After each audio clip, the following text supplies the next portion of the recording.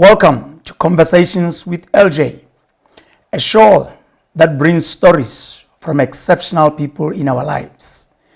We interact with people who have made a difference, who have forged ahead in life despite facing challenges.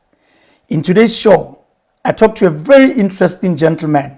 He calls himself Bruce Lee of journalism, and I prefer to call him Bruce Lee of life, because I think he has Bruce Lee life more than he has Bruce Lee journalism.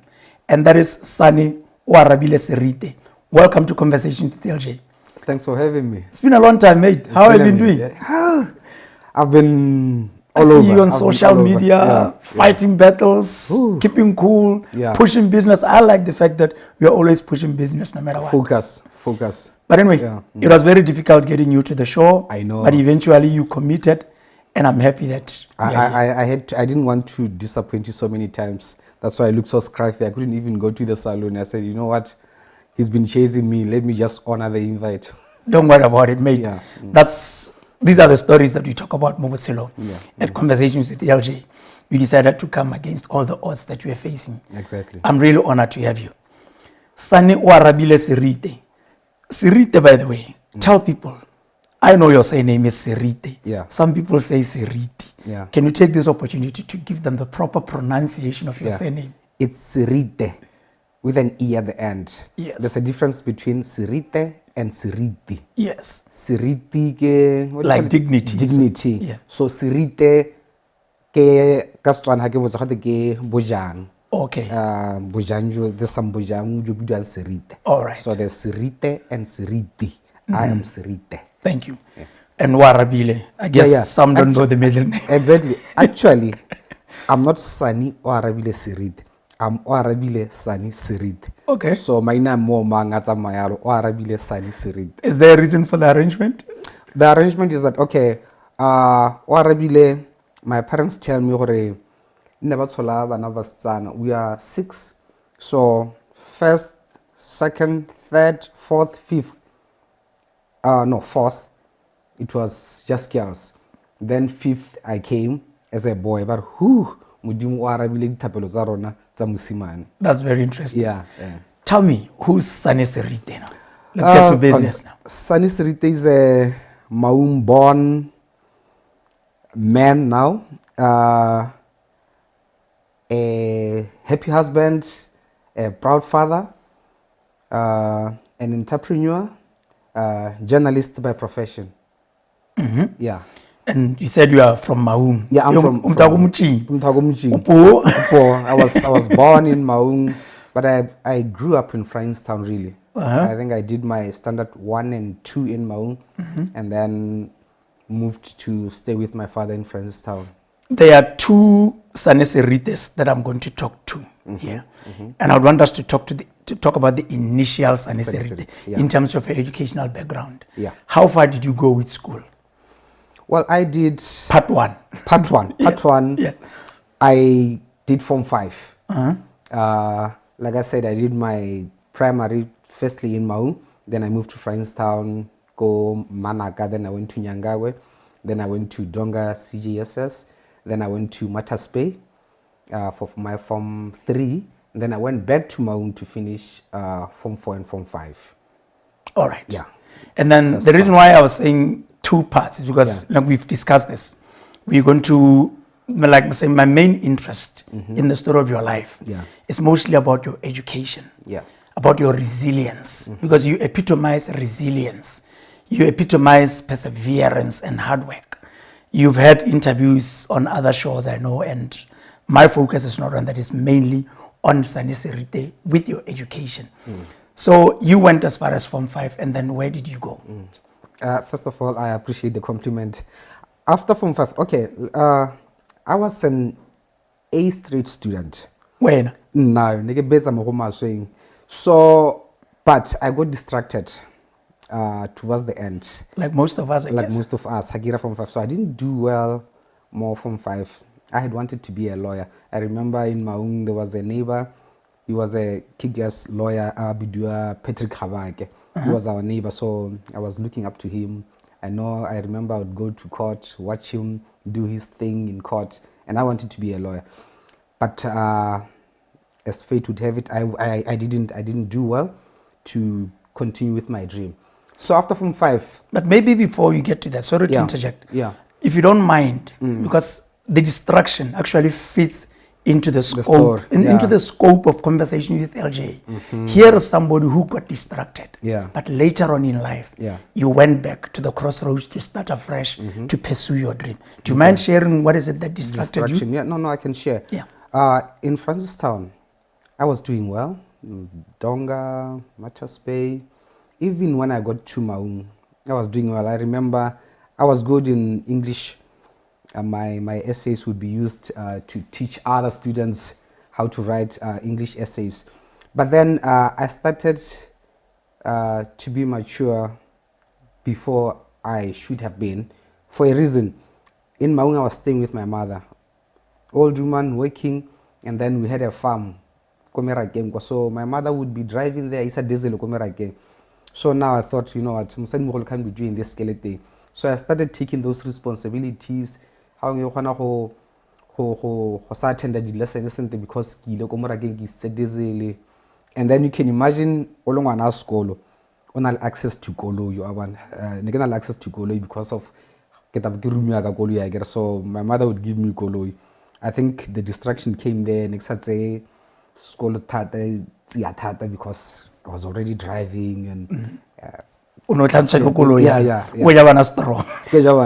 So But I guess- think that's where the distraction came from. Yeah, but I guess even just the family circumstances, that is a distraction in a way. Yes, You yes, took yes. responsibilities well, yeah. That's very interesting though. So you didn't do well in Form 5. What next? Look for a job? I then looked for a job. My first job was at Hyundai. I was assembling vehicles. I was an what do you call it? Alarm assembler. But similar to G West, they came in semi-knocked, so they'd come and then design more planting, and then my part would be to fit in the alarm. And then when CMB opened the new plant, By Hyundai Cycle. yeah, but I was one of the first people to start that plant, Rahakoli, from scratch. Yeah, so really that was my first job. Okay. Yeah, Hyundai. And then for how long did you work? I think I worked until it became DFAC, yeah, the CMB plant. And then that's when I went to water utilities, yes. The interesting one. Yeah. What were you doing at Water Utilities? At water utilities, I started as a driver, Yes. messenger driver. Messenger driver. At the head office. Yeah, that's where I started. So, and then while at water utilities, LEA was established, Local Enterprise Authority. I was one of the first people to start with LEA. I was posted to Maung, still as a driver. And then while at LEA, I came back to water utilities, now as a call center operator. Yeah. So it was a better paying job than that. Yeah, it was all about, I remember during your Bruce Lee moments, which we'll get to at a Yeah. later date, Yeah. there are people who used to mock you on social media. Oh, yeah. Maro, you actual was Spanner boy. Spanner boy ke How did Mapompa. that make you It feel? actually- Bambaro Pompara. Yeah, it actually motivated me. Or okay, Pompara, but at the end of the day, I don't steal from anyone. I get a salary to take care of myself and my family. So for me, really, even today, I still respect someone. You nale degree. Ime ba go pheka diphalisi go chopisi. Go na le someone on a degree. Aba na mo Facebook ana a moka yo berekang go That's very interesting. Yeah. I take it that it was while working at water utilities. I don't know whether as a messenger driver, but I'm 100% sure that as a switchboard operator, Yeah. that we started seeing you, started knowing you as a writer. Yes. Can you just tell me how the it writing was, came about, Yeah. and where were you in life then? Yeah. When I started writing, I was at Water Utilities call center. So because it was operating 24 hours, normally I worked the night shift.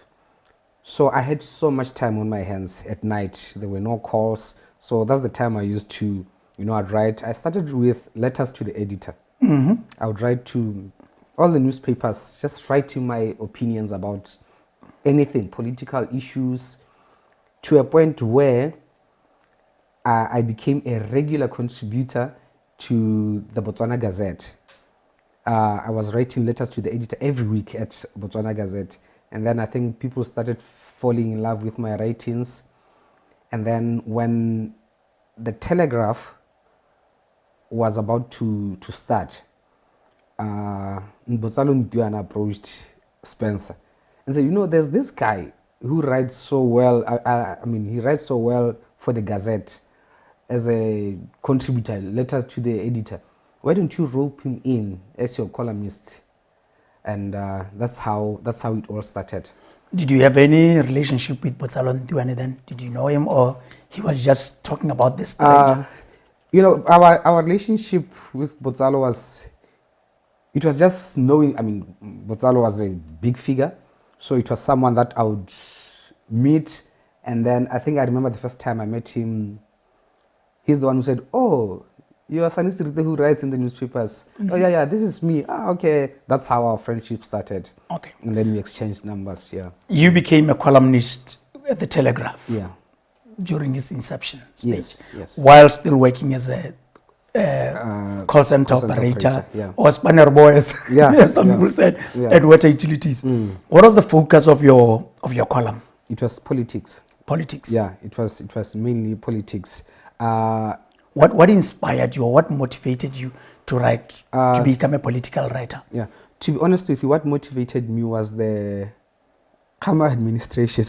Mm-hmm. I picked that a lot of people had opinions about the Khama administration, but no one was brave enough to say it out loud or to put it out there, their opinion. It was always in hushed tones.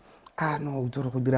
So I said, but why don't we just... Were you not afraid of Khama? A lot of people were afraid of him.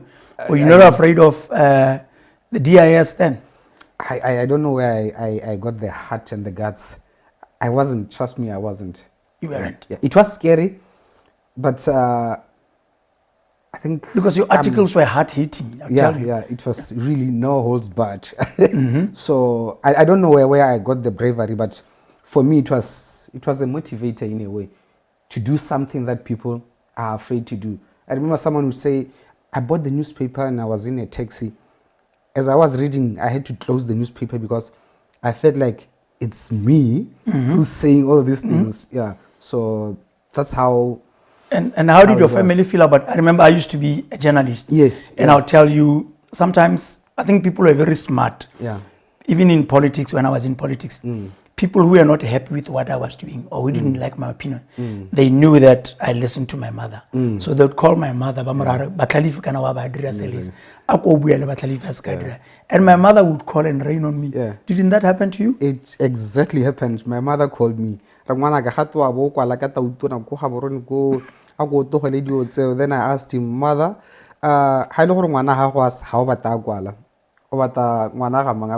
okay, so are ngwana la ga jang ngwana ga batlhalefike yana ka kwalanyana no la ga ja izo say yes ngwana ga la ga ja ke yana ka kwalanyana wa ga Serite ska kwala." Even in my relationship, at some point when I was arrested, it almost brought friction between me and my then girlfriend. This is what I want in life. Then I said, but this is Sonny Serite you fell in love with. Take it or leave it. That's very interesting. Yeah. And talking about the Khama administration, like I'm saying, at Conversations with LJ, our focus is not much on the negatives or the challenges. Our focus is more on how you succumb how you overcome the challenges that you went through. I remember one political party, which I won't mention. Yeah. Some of the activists, apparently, you wrote somewhere that they were actually pushing Water Utilities management to fire you. Yeah. Is that true? It's true. I was actually even called to the office of the vice president to be told that the president is not happy with what you are writing. He wants you to issue a retraction and apology. So Babu you are a public servant. Yes. So I told the VP, no, I'm not. VP, who was VP by then? It was PHK. PHK. Yeah. So at the time, I still remember this. My headline was Khama's presidency in one word. and then I used The F word. it was a word. An expletive. Let's leave it there. Yeah. So because it's in the past. They called me about the article. Then I said, no, I'm not retracting. I'm not apologizing. So when I said this, they now went to the CEO of Water Utilities. You're employing. We are not happy with what he is writing about the government and the president. Why is he still in your employ? So you told the vice president point blank that no, you're not going to retract. I'm not going to retract or apologize. So now Water Utilities, they couldn't find any clause that finds me guilty of expressing my opinion outside my my work. I mean, yes. They said, no, he's raised this in his private capacity. There's no way we can... The OP didn't, they even went further to engage a legal expert. I remember former High Court judge, he was now a legal consultant. I think Mudir Marumu, I don't know. Yeah. I might be wrong, but it's one of those big judges who retired and then became a consultant. So it was a big issue. It was a big issue. What can we do? Water Utilities, they wanted to silence this boy. Yeah. Water Utilities is saying they can't do anything with this boy. Can you tell us if there's any legal route that you can take? And he told them, you can't do anything. He said, I remember the example he gave. It's like going to court to say, Sonny Serite.A said I'm ugly. I mean, in his eyes, you are ugly. So you can't. Yes, to someone you might be handsome, but if he says you're ugly, what can you do? If he says your presidency is skak, it's his view. You can't. Yeah. So tell me, and then privately, didn't your CEO, your bosses at Water Utilities, or anybody talk to you privately to say, Mehela, why don't you just... I want to give kudos to the then CEO, Mr. Mudanga. Godfrey Mudanga. A gentleman. A gentleman. A very good guy. That guy stood his ground. I mean, I know some CEOs would have shivered and I think they would have found a way to get rid of me.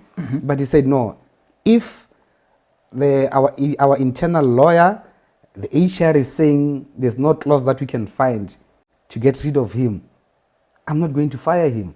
He stood his ground against the OP. So there are few CEOs that can take that, that can be that brave. And then I still hold him in high regard. And then at that time, look, the DIS was much feared. Yeah. Former President Khama was feared then. Yeah. Like you said, a lot of people did not want to express their opinions about him. Openly. How did you feel walking the streets? How did you feel getting home, sleeping at night? Did you feel safe? Somebody would have chickened out, I'm telling you. I know.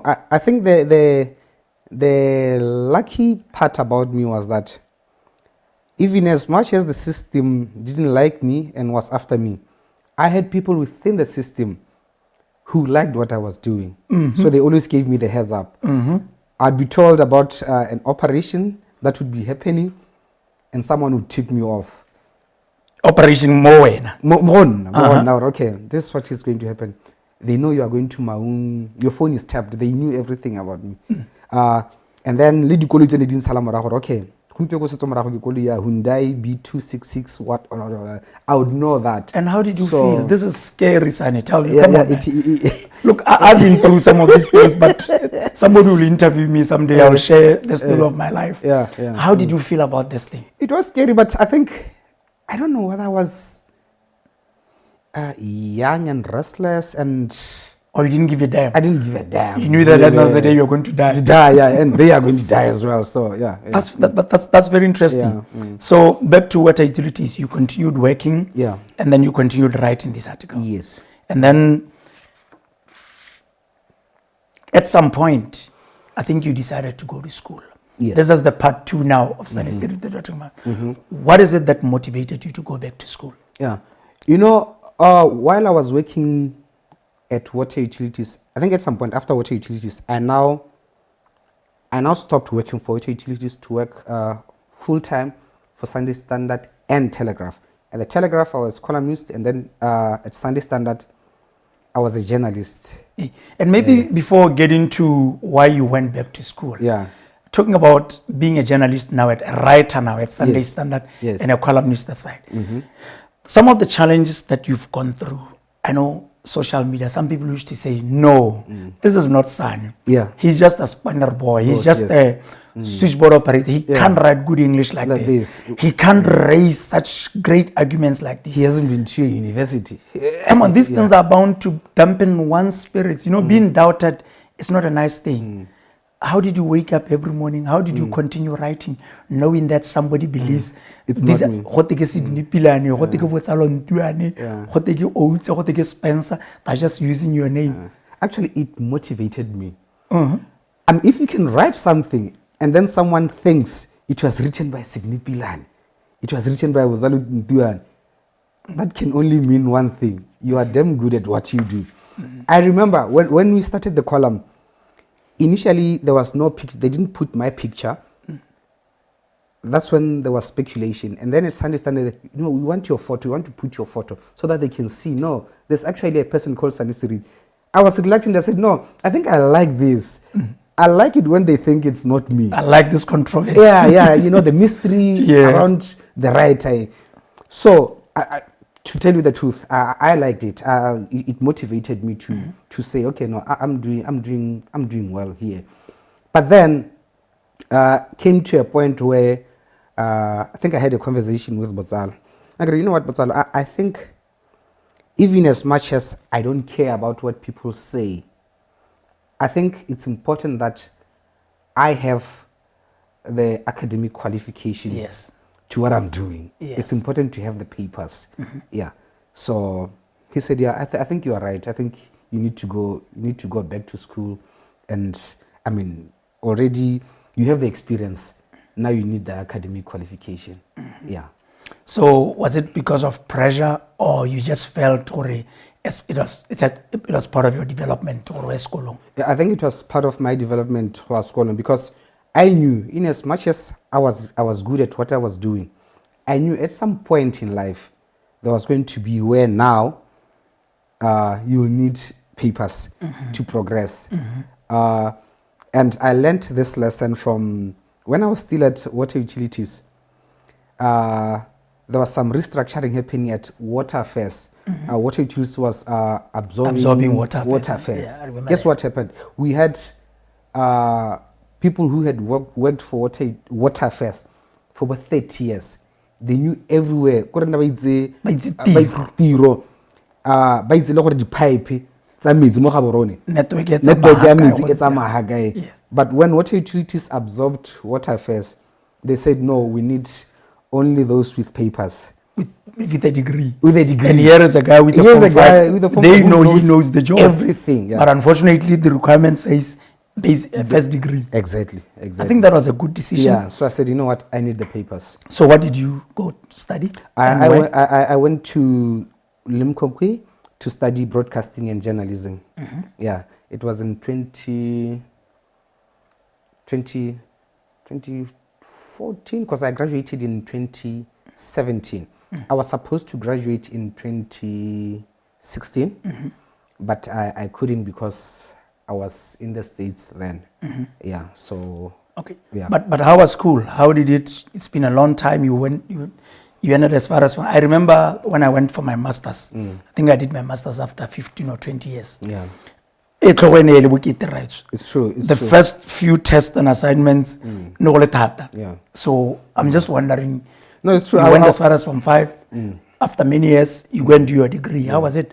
I would advise anyone to not be tempted to work in between.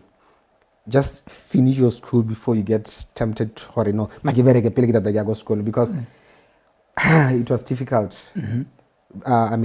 Balancing between work and school, it's difficult. So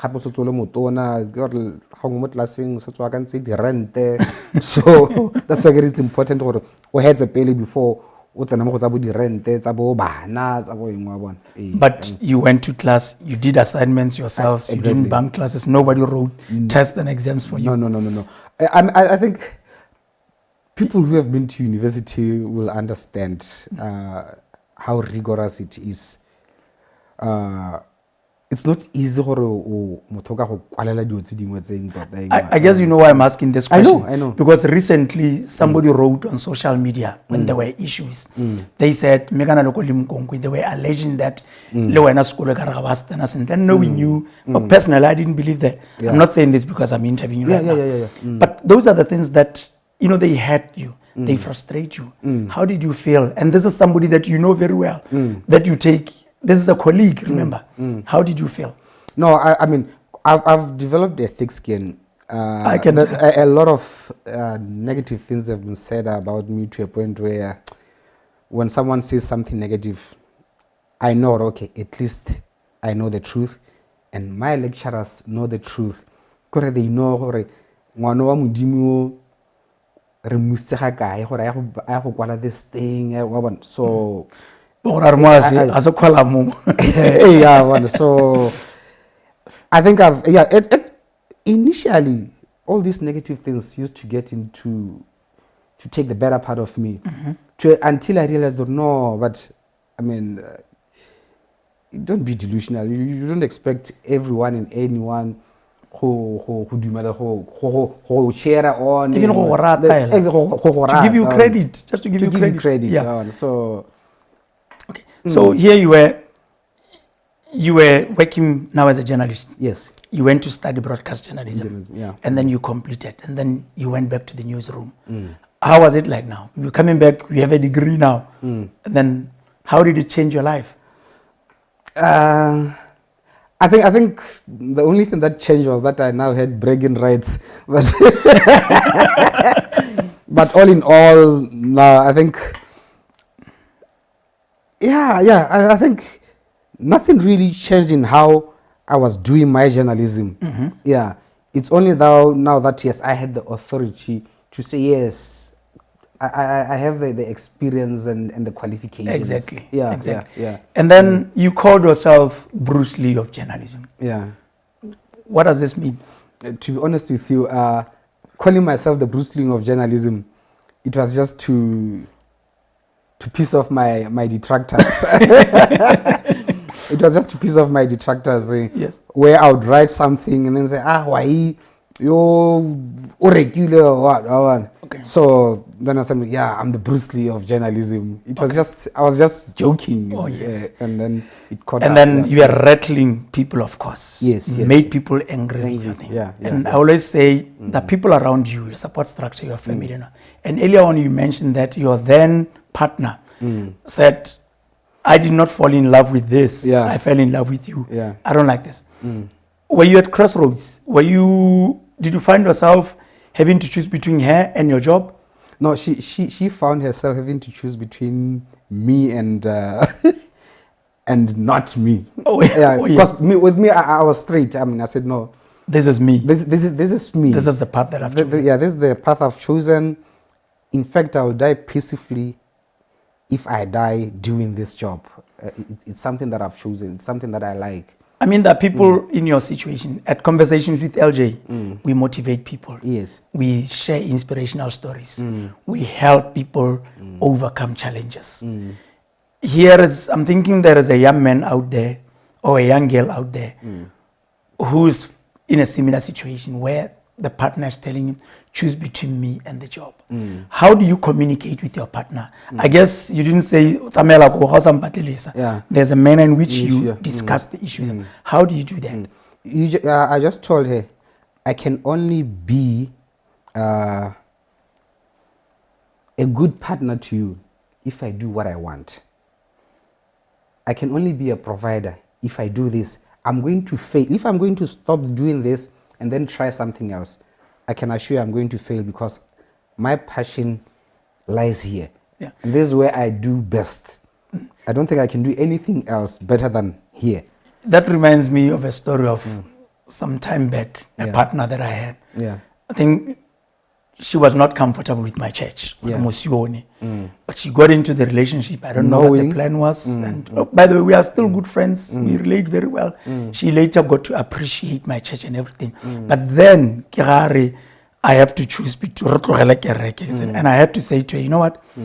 I would leave Kereke at at my own will, not because of when. Yeah. So this is me, you have to live with me, kinse or not. But then later on they got to appreciate. I guess that's the same approach that you Not took. true, because actually my partner, what drew me to her was the bravery.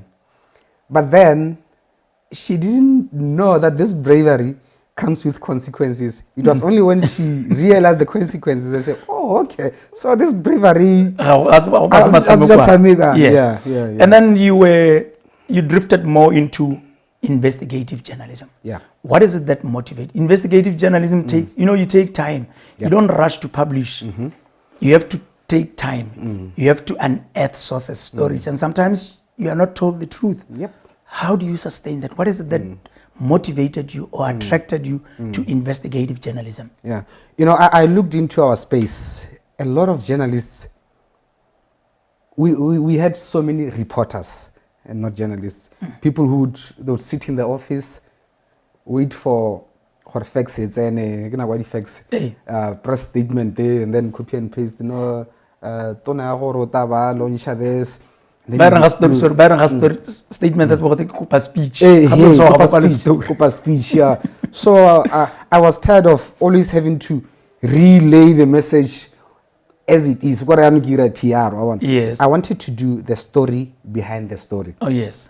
When I was a journalist, I never attended press conferences. No, I waited for, if you are releasing your financial results, I take them and interrogate them. I don't just go there and then write what you tell me. I remember, okay, no, not that, I won't mention that one. Yeah. But really what motivated me was there were a lot of people were scared to do investigative journalism because one, investigative journalism means you are exposing things that otherwise people wouldn't want you to write about. You risk your life. You risk your life because you have to write about big people, what they do behind the scenes, or how money is wasted, such stories. So I decided, no, I'm going to do the less traveled road. Yeah, that's how I started investigative journalism, to a point where even my colleagues, someone would say, hey, I have this story, but hey, that's how I became big. And how did that make you feel? It made me feel like I'm the real Bruce Lee of journalism. And, it means cultivating and maintaining sources. Yes. How did you cultivate sources and how did you maintain them? Exactly. My sources trusted me. I vowed that even if the court of law was to compel me to reveal my source, I would rather I go to jail and save my source. So I think my sources, I developed so much. Like you did. Which you not Exactly. I developed so much trust with my sources. And I knew how to protect my sources. Which is actually the basic principle of journalism. Yes. I would get a story from this room. And then you'd think I got it from Mama Shia or what. Oh, yes. I was good at that. Which was very so good. my sources trusted me. Even when someone had a story, said, no, trust me. But then straight to know this one. How quite like there's no how people are going to know Was your life never threatened at any point? Because you rattled feathers. You frustrated people. It was. Yeah. Didn't they threaten your life? I was threatened so many times. At some point, I received threatening messages, threatening to my life. I reported it. The CID did their investigations, and they managed to trace the source. To trace the source. Guess what? When they find the source, they find that, okay, it's the son of one of the politicians I had written about. Then I said, okay, no, just talk to him.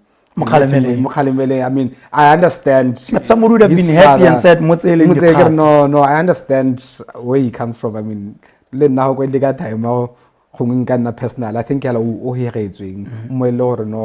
But other real threats, like from the security agents? Yeah. Like I say, I was followed. There was a stage accident in Maun. The guy later confessed. So I was in Maun, and then these guys are following me.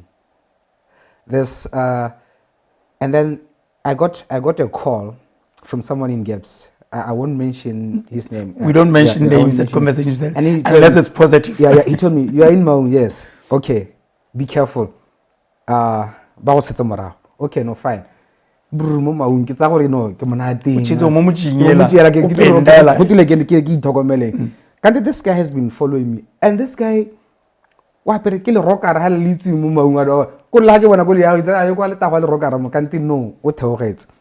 So he's following me. Ha tsana ha di robot high super emma. The guy in front of me, hora ba emma abruptly, then I stop. This guy and go ra gore o ta sianye gore ha ile gore ke a tsena le ena a tsene ba mpetsa go morago.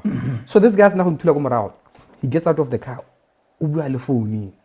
Kanto wa report ka gore eish mission o watsa masending. And then so an ke a bona story se teng mapodisi le ene on ta re go ra re kopane go office kanto was going o re khona go bona okay something is going on mo sa thala go okay this guy went to dile tshotso re ya go jiswe di time go kwala di statement but in etsa wa ka gore a re tswe mo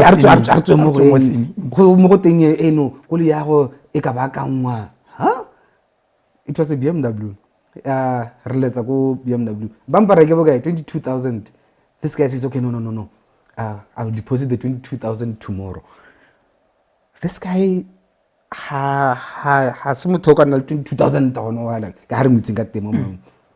the following morning 22,000 more accounting. I'm an investigative journalist.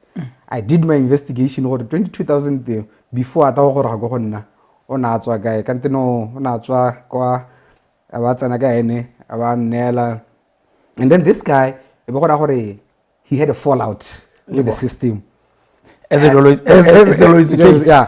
And then he confesses, Daniel Chida knows the story. He wanted to no. I figured no, let's leave it. Let's leave it. A lot of threats, and most of the time I didn't want to write about them even on social media because I'll still go back to this question, yeah, family, because the family has a great influence in our lives. Yeah. Accident, obviously you tell the family, you tell your partner. Then they persuade you or sign it, it's not helping. Yeah. They were. My family was very shaken. I was with my now wife. I was with my wife and my sister.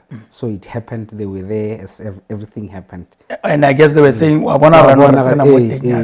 but no, they were very supportive. It was at a point where now they had come to understand what a real so all you can do is to support him, pray for him. And then here you are, you fighting battles, you are writing, rattling people and everything. You are now armed with a degree. I guess on social media and everything. And then you decided to go back to school again to further your education. Yeah. Why and what did you go and study this time? Yeah. And then I went back to study now media and communication. At what level? Masters. You have to say it. Yeah, okay. Yeah. The master. Because look, like right now I'm sitting here thinking there is a switchboard operator or call center operator at water utilities. They see themselves in you, or she's there from 5, and she's sitting on the same chair that you once sat on. Yeah. And now you are armed with a master's degree. Yes. So we need to share these stories to inspire people, Yes. to show them that the challenges that they're going through are nothing compared to what others have gone through. Yes. So let's share your story. Yeah. Your master's. Yes. So okay, now I'm a journalist with a degree in broadcasting journalism, and then around 2018, Facebook it's another thing. So I could tell her traditional journalism. Yeah, it's similar to Fokola. Yes. Because citizen journalism was now taken. Yeah. Because you'd get a source. Back in the day, nere haso saman pilo story.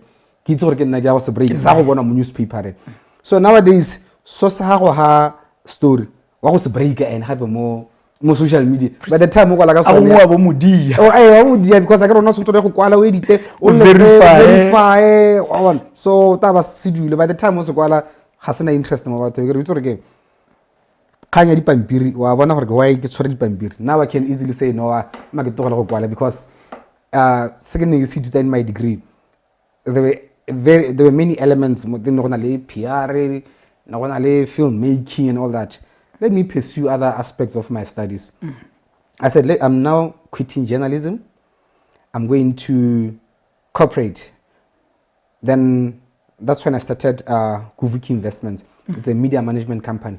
So what I would do, I would help write. That's very interesting. Yeah. I have a company, media management company. Yeah. I write press statements for companies, help them with PR, behind the scenes. Some being in the forefront. Be in the forefront, like Bosida, like yeah. So we'll get to that. Yes. So that's what I did. So you went and did your master's degree. Yeah. You said in what? In media and communication. So as I was doing this, I'm passionate about wildlife, safari life. So I was doing documentaries. And then when I saw this master's program at UB, it had documentary filmmaking thing. Okay, now I need to go and study this to match my passion in filmmaking. That's how I went and studied media and management, measuring in filmmaking. At the University of Botswana? At University of And when Botswana. did you graduate? I graduated 2025. Time flies, eh? I remember you were in the same class with Khaswanyane. Yes. So if anybody has a doubt, exactly. And Thomas Nkoma. And actually, this is what I'm telling you.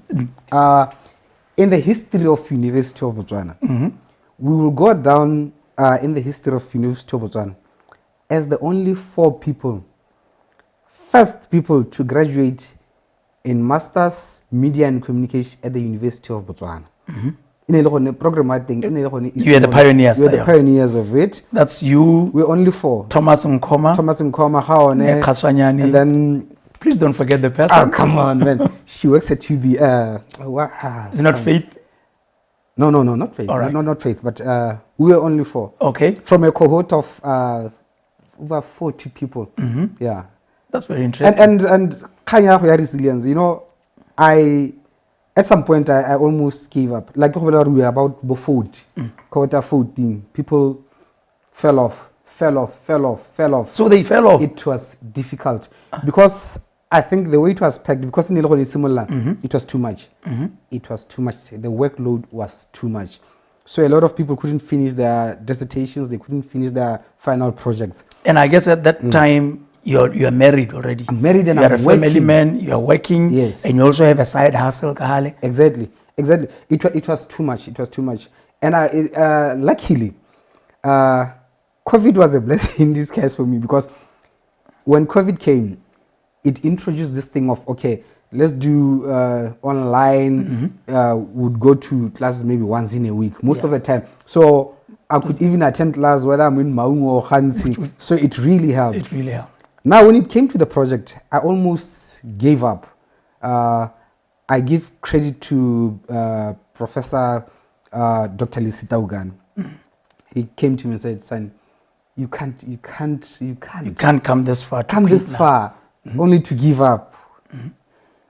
Why was it difficult? It was the workload was just too much. It was just too much. They had the workload was just too much, to be honest with you. If I can tell you, I can give you the modules we were doing. The workload was just too much. We didn't have enough time to do our dissertation. Yeah, because I think we had only 6 months to do our dissertation. And for me, it wasn't, I had to write a dissertation, and then my dissertation was project based. So I was doing a project in Kutse Game Reserve. Using my resources. So every time I had to go there, do film those elephants. And then I was yes, documentary. That's interesting. You do that, and then my supervisor Ramujal, these people, I wish it's just that hella, because yes, these people social media. I had about 7 or 8. I went through the others, about 8 professors and doctors tsa UB ba ba ntshogile gore ke tlo ke tse di masters. No, That's very interesting, and that's a very inspirational story. Yeah. And then you went on to become Cedar brand ambassador. I must confess, I think you are the first in the country. Yeah. Unless honale mongwe remolebetsi. Let's just do this disclaimer. Yeah. Or there might be somebody there who remolebetsi. Yeah. Mela wena, you came out, became prominent. Yes. Where did you get the idea?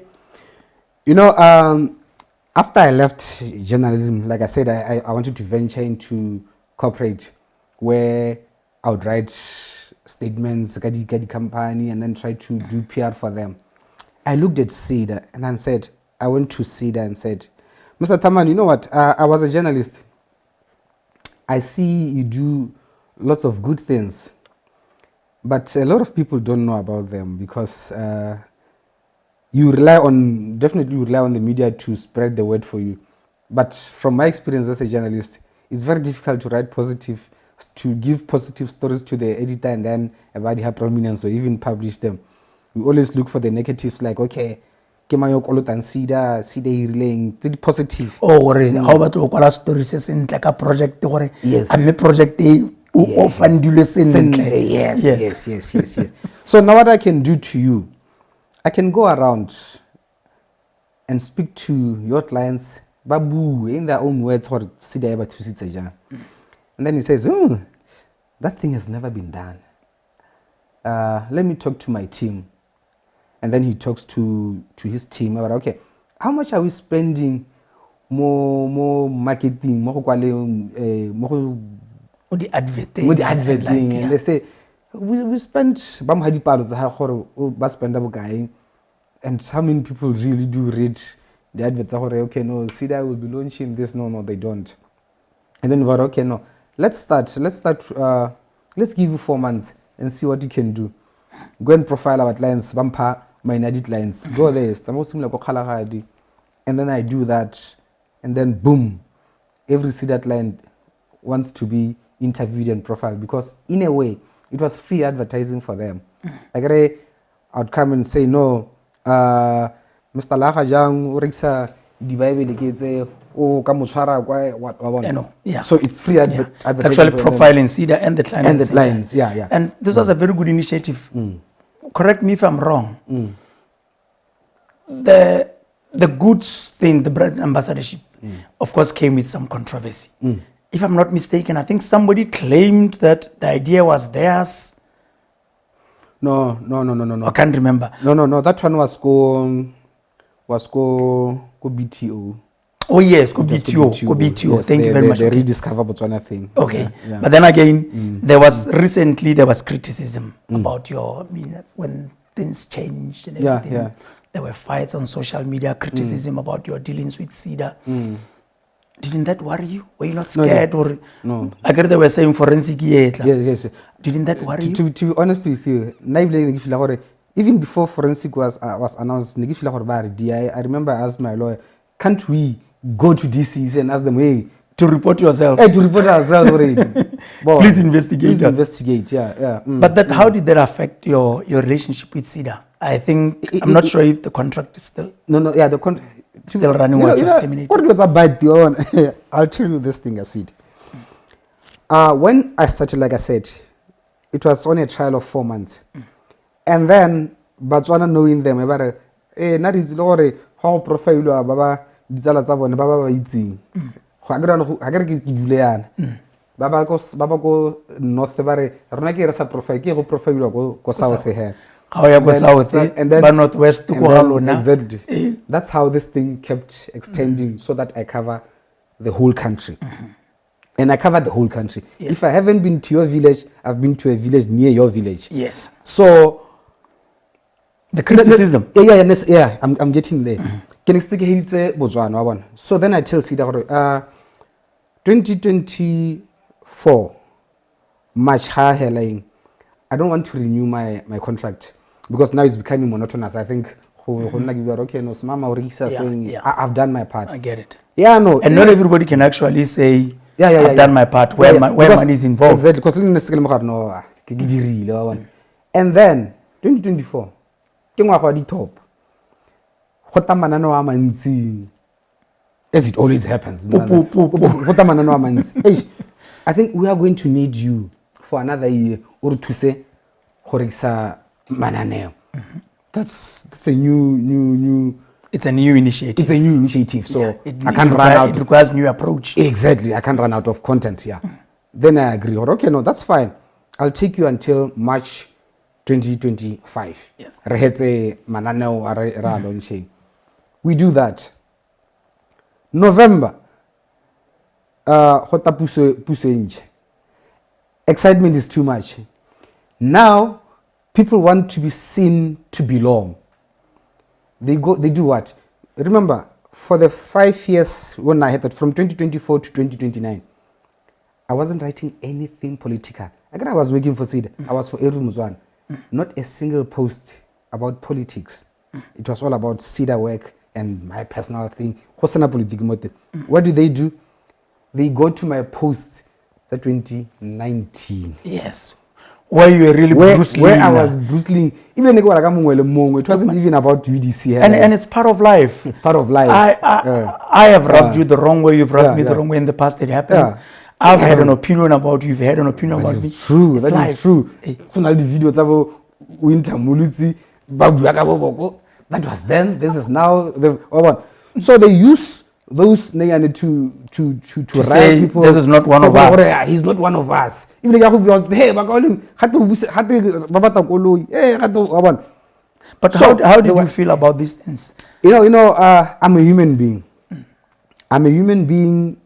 Obviously, you were hurt. I was hurt. Because some of them were too personal. Yes, they were very personal. They were too personal. I was hurt, but at some point I thought, no, maybe it's just out of ignorance. Let me just explain to these people what is happening. Everyone will know it's beyond that. And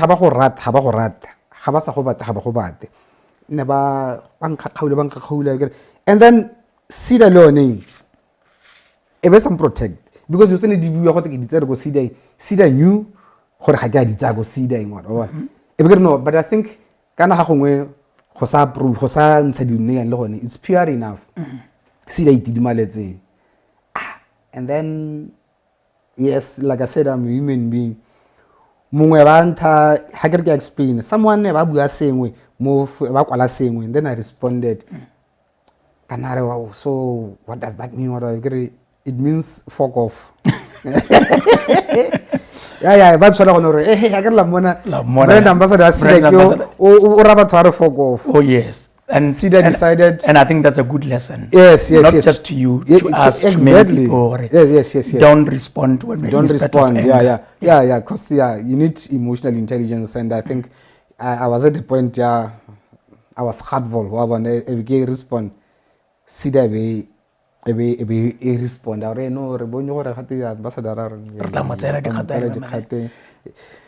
Okay, no, fine. SIDA is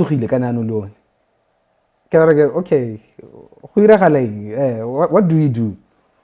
Basta ba tshaba le gore ke re tswelle ka tiro ba tshaba modumo wa Facebook.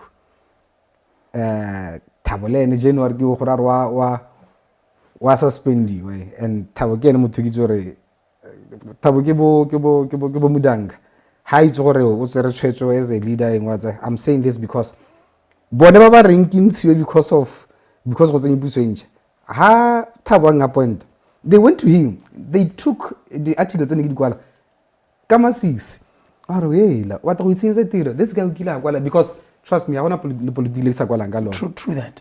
But the article ni kwalile ka then President Masisi gore bona re kila kwala nga Masisi Thabo bara no nna ke mo hiretse ha ka mo hirela wa tse ke ne le tsa di politiki but nna ke mo hiretse gore one he can write, he can profile from BTO. That's what I'm hiring him for. And then talking about that, how do you handle that? This criticism and everything, the challenges. No, true. How do you overcome all these challenges as a human being? It's difficult. I don't want to lie to you because even the company, the organizations, and